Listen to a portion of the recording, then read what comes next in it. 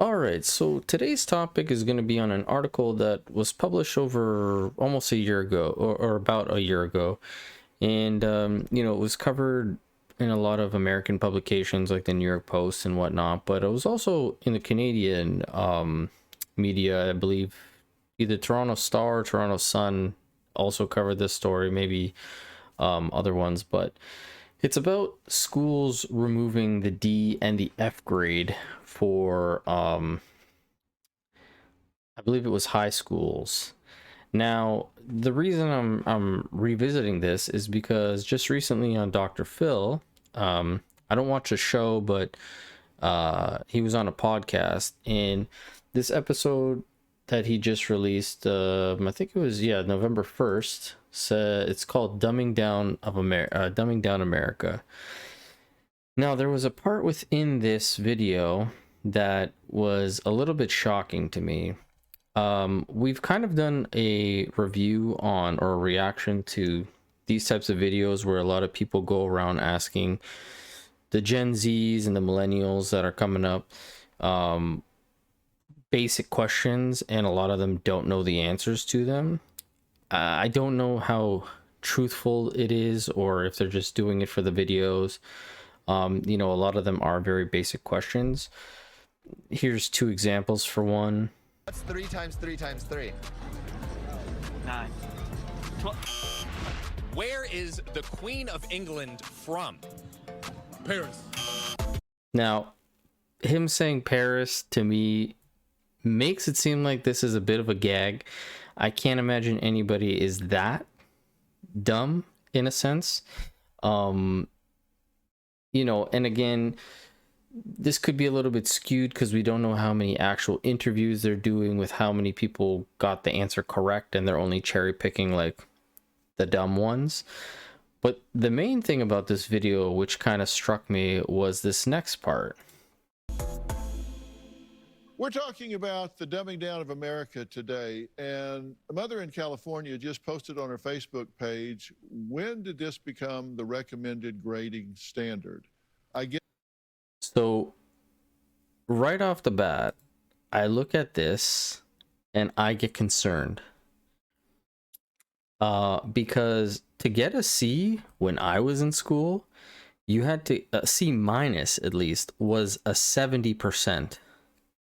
Never in my life has C been from 44% to 64%. That is insane. Below 50, you're still getting a C. That should be an automatic D to an F. Now, I don't understand who this can be helping by widening the range like this. Now, on a side note, I have tried to find this post on my own. I don't have Facebook, unfortunately, but through all my searching and scouring, I haven't been able to find this post. I don't know if this lady posted it on maybe a page that Dr. Phil has for his own Facebook group. Maybe that was the case. But an F is a 0 to a 44%, 24%, D 24 to 44, C 44 to 64, B 64 to 84, and A 84 to 100. This makes no sense whatsoever. Now, again, I believe he said that this is a mother in California, so this is not something that is really in the Canadian education system. For the meantime, I don't know if this will come around. And obviously it's not America wide. It sounds like this is mainly in California. But this is very shocking. And in regards to the article eliminating this, it goes on to say they're giving this woke initiative a failing. The New York Post is giving this woke initiative failing grade. New York City public schools aren't the only ones getting the lax standards. California school districts are being accused of coddling students after eliminating the D and F grades in an attempt to re-engage pupils amid floundering test scores during the pandemic. Now, if they wanted to skew some of the grading due to the pandemic, that's something I can somewhat understand because things got a little bit more challenging. The situation was something that we never really dealt with, where we went full time to virtual learning. The issue, I think, a lot of, say, lower income places might have to deal with is, if you have multiple kids in a family, but you only have like one laptop or one computer, then you have to figure out who gets to use it. And then a lot of those types of like a lot of those parents in that kind of situation, they're probably both working jobs that they can't stay at home. So now maybe either one has to take off work in order to stay at home and watch the kids, or both parents leave and then the kids are home by themselves. Who knows? But and then maybe their Wi-Fi is bad. I don't know. There's a multitude of situations that could affect this. In my opinion, as soon as the thought of going fully virtual was the case, the schools or the school boards should have provided the proper amount of tools for these kids in order to succeed, and not have floundering test scores during the pandemic, right?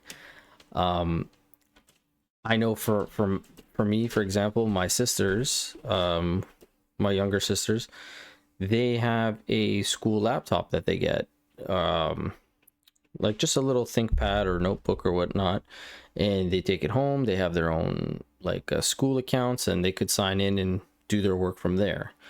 I don't know what the situation was in the States, but it doesn't sound like that may have been a possibility. Now it says, our hope is that students begin to see school as a place of learning where they can take risks and learn from mistakes instead of a place of compliance. New measures in which they dubbed mastery and competency-based learning. In accordance to Los Angeles, Santa Ana, Oakland Unified, Sacramento School Unified, and the California District, gradually phasing out sub-C marks for high school students. Now, they said that basically F's were no longer given out and D's were like seldomly given out. So if you ever had anything less than a C, you like basically didn't see it. Meanwhile, pupils who flunk exams or fail to complete their homework are offered extensions or the ability to retake the test. I believe this meant the test, not the rest. Now, this to me is crazy, because if you failed, you failed. You didn't know the material. If you didn't hand in an assignment in time, then you got a fail mark. You weren't allowed to continue or get an extension unless you had like a pretty valid reason. Now, there was another video that was, I guess, 8 News Now, and that covers this. So we'll watch this. Of the past, at least in California. That's because some of the state's largest school districts are dropping D and F grades. So this is all called competency learning. Supporters say it will help kids re-engage after nearly 2 years of virtual learning during this pandemic. But now, again, if this is solely to recover from pandemic times, I still think it's a bad idea. You shouldn't completely like erase D's and F's, because it's important to learn. Like, you didn't know the information.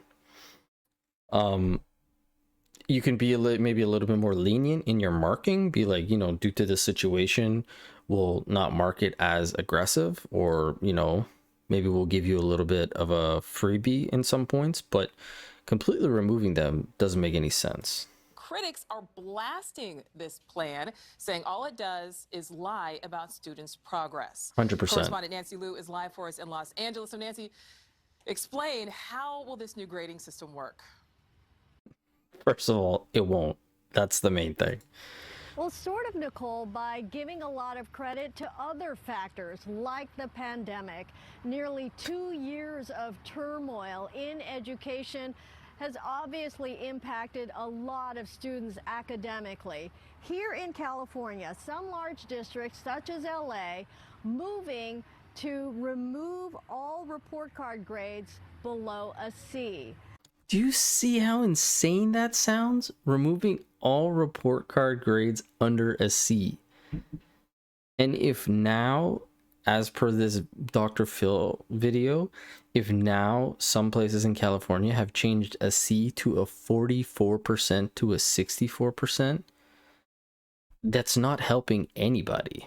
The stress of returning to in-person classes after a year of distance learning is undeniable. So some educators are pushing to reform the grading system, essentially cutting students some slack.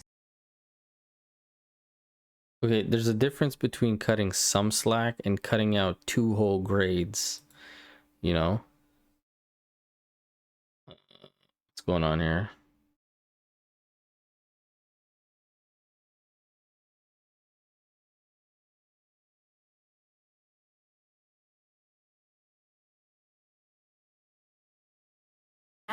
Yes, at least in California.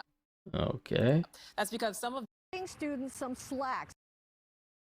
So LA, Santa Ana, and other California districts have limited the uses of D's and phased out F's in grading. So see, limited the amount of D's and phased out the F's completely. High schoolers who fail a test or homework assignment can get a do-over or more time. Advocates argue that assessment should be based on mastery of learning, what students have learned, instead of how they test. And some call the grading system idiosyncratic. But if you haven't learned anything, then you're not going to test well. Like, you need to be able to the test is to show that you've learned what you've learned. That's the point of the test.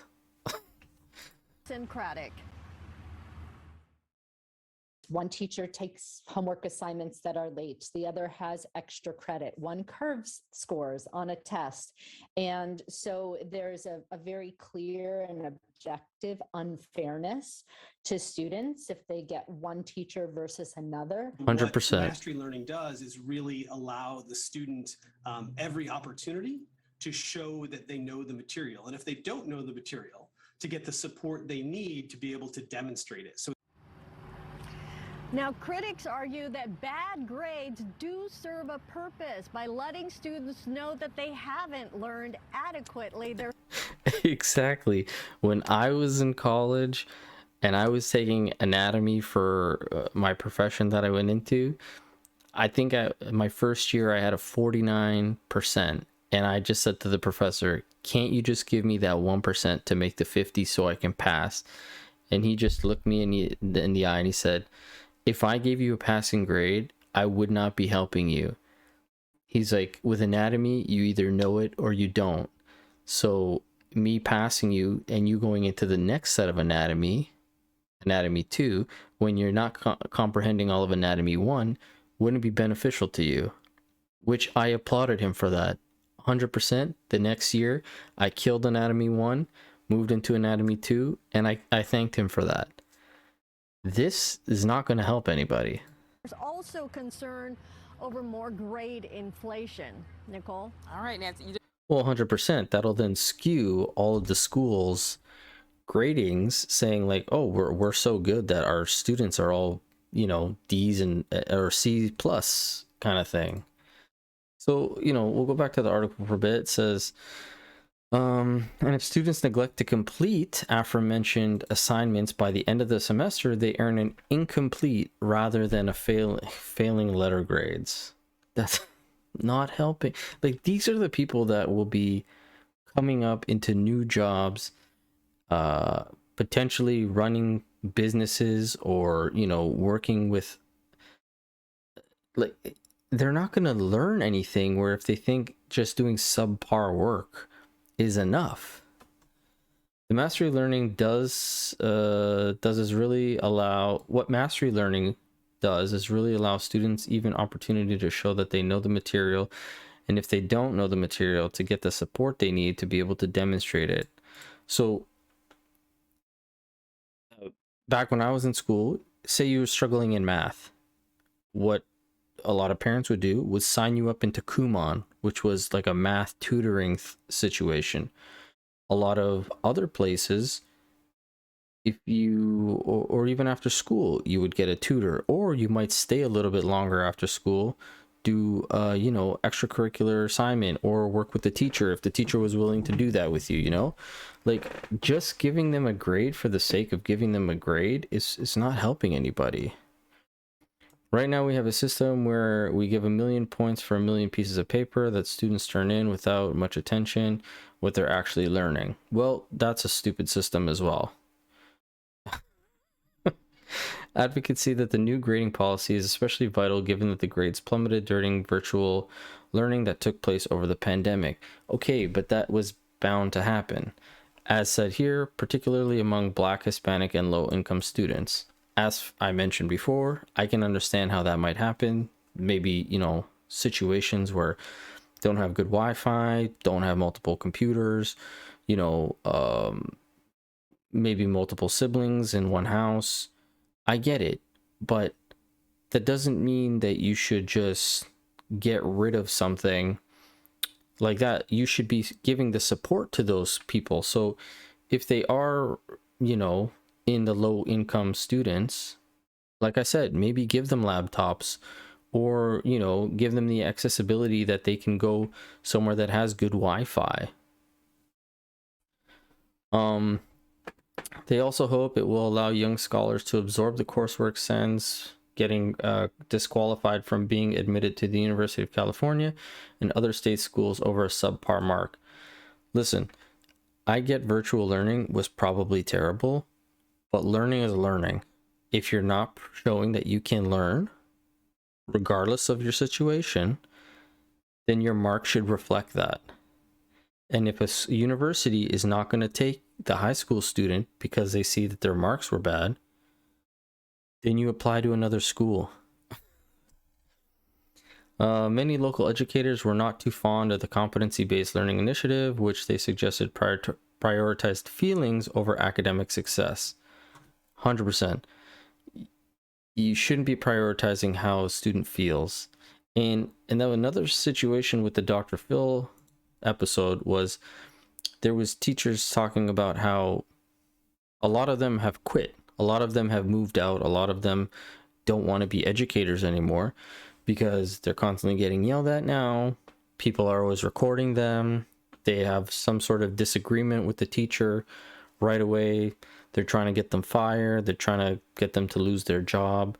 Like, everything is backwards in the society with these new, like, these younger generation that's coming up.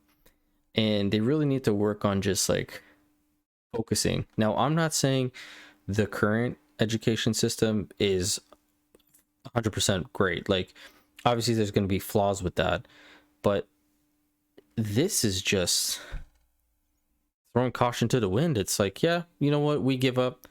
Just, if you can make a 44, we'll pass. You're fine. And again, this is not all schools, but California, LA, they tend to have kind of a push in society when it comes to like the progressive people and the progressive ideology and stuff like that. I will never lie about a student's knowledge level. A math and science teacher at the school, Teresa, not reporting D's and F's is the equivalent of lying about the student's progress. 100%. She added that ditching the D and the F grades doesn't guarantee that pupils will learn the material and could even result in grade inflation, as we already talked about. I don't understand the let them fail, they will that will teach them argument. The majority of kids are not failing because of lack of effort, it's lack of understanding. Well, if you don't understand the material, then you are going to fail. And yes, some people look like they're putting in a lot of effort, or the effort that they're putting in is not enough, that they might have to look into other avenues like tutoring, or doing some extra work at home, or staying after school, maybe doing one-on-ones with the teacher, stuff like that. or maybe get a study group, see if another student will help you. But flat out being like, you know what, I'll just give you a passing grade is not helping these people either. And I don't think let them fail, it will teach them argument. But again, if you fail, that kind of puts a fire under your ass, you know? It helps you see like, ooh, I gotta pull myself up, or I gotta do a little bit better.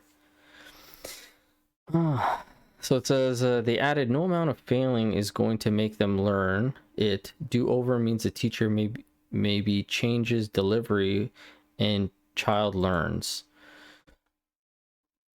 If you want to take it to the point where you can rearrange the learning for that individual student so that they can better understand, that's one thing. But just blanketing it and saying like everybody gets a do-over who fails, it shouldn't be the majority. It should be the minority that is failing, that's getting this do-over if needed. So it says we're talking about people who are very young and labeling them at such an early age as less than or more than can have a significant physiological response. She runs this school, nonprofit advises. Some things in life are zero-sum games, but learning should not be. I agree, learning should not be a zero-sum game, but these kids should understand that the grade is a reflection of how much you understand. If you're clearly not understanding what you're learning, then the grade reflects that. It's not saying you're less than. If somebody gets an A, it's not saying you're more than. It might just be that you need a little bit more help to understand it. Giving them a passing grade on stuff that they don't understand will not help them in the end.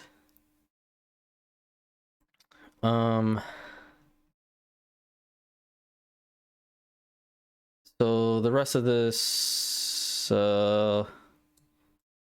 controversial education initiatives aren't limited to the West Coast. This past October, which was last year, New York City Mayor Bill de Blasio came under fire from parents after proposing a plan to axe the public school system's gifted and talented program as it disproportionately favored white and Asian kids. I mean, if those are the kids that are getting the grades, then they're the ones who are in the program. I'm not saying that black or Hispanic kids, low-income kids, whoever can't get into these programs, but just because majority is white and Asian doesn't mean that there is no space for the other ones or it's against the other ones. I'm really angry with the mayor who has been in charge of the education for the last 8 years. Uses his last days as mayor to make this very radical change on our public education system, said Yatin Chun, co-founder of Education New York advocacy group, parent leaders, and oh my god, what a long ass place. Let's just use the acronym PLACE, whose oldest child attended a gifting and talented program. Anyways, I just want to get this off my chest because seeing this the other day and hearing the numbers of like even just adults who have like below grade 5 reading level literacy, you know, there was a stat that a lot of them can't even read books to their children. It's just mind-blowing that education is something that's very valuable in our society, and it should be valued more than this. And again, I will drop all the stuff that I've just covered in the description below if you want to go check it out on yourself. I would highly recommend watching this Dr. Phil episode. This one is the full episode on Dr. Phil's page. It's like just like bits and pieces. It's a cut up a little bit more. But yeah, some of the stats are quite staggering. Some of the information is kind of mind-blowing. And yeah, let me know in the description below what you guys think about this. Please hit the subscribe button if you enjoyed this. Let me know if you like this kind of content as well as the stuff that we've been doing. And yeah, I'll catch you guys on the next one. Thanks.